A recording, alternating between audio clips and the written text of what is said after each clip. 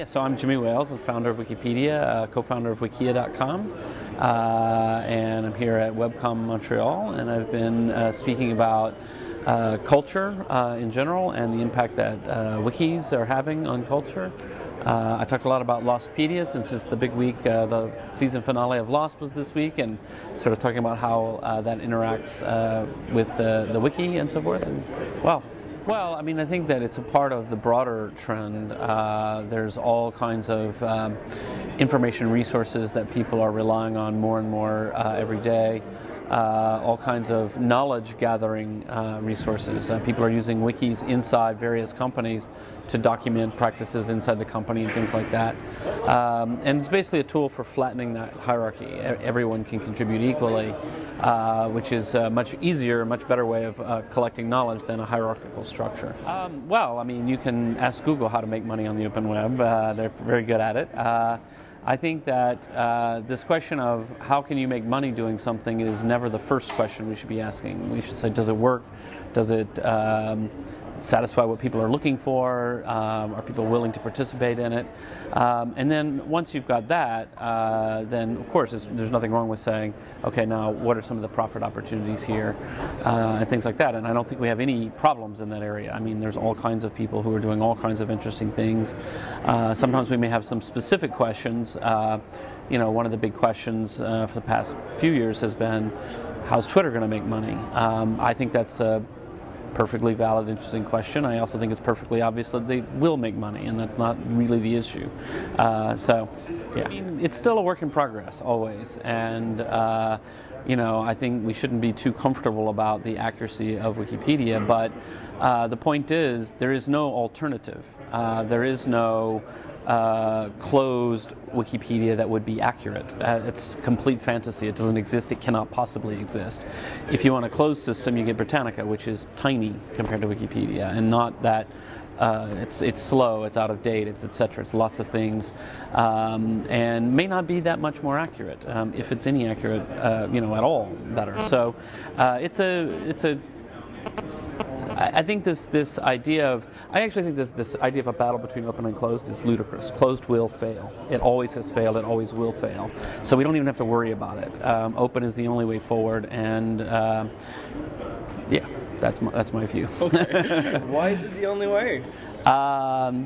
Well, if you look, closed systems always collapse. We had communism, it didn't work. And the idea that only some kind of top-down authoritarian control, whether it be from the Communist Party in Soviet Russia or Apple, it doesn't work. It may appear to work for a while, but really what people want and need is a platform of innovation, a platform of change, and when they have that, that explodes and becomes something more interesting. So if we look at the ecosystem in the mobile market, you know, look at Android versus the iPhone. Well, it may appear to be a complex situation at the moment, but there's no question that the Android platform, to the extent that they keep it open, will be the place where there's all kinds of interesting innovation happening that you're just not going to get in a system where you've got a player who needs to control it, and ultimately it's their playing field that you're playing on. It's not a neutral playing field. Right. The choices are not totalitarianism versus anarchy. Just as in normal society, in the online world, we have the same set of choices, which is you can have all kinds of interesting social structures and techniques and so on, policies, guidelines, you know. You don't have to accept chaos once you've decided that you don't want totalitarianism. Okay. So what are the rules that you point out for Wikipedia that works well for this? You know? Well, I mean, for Wikipedia in particular, you know, the neutrality policy is very important.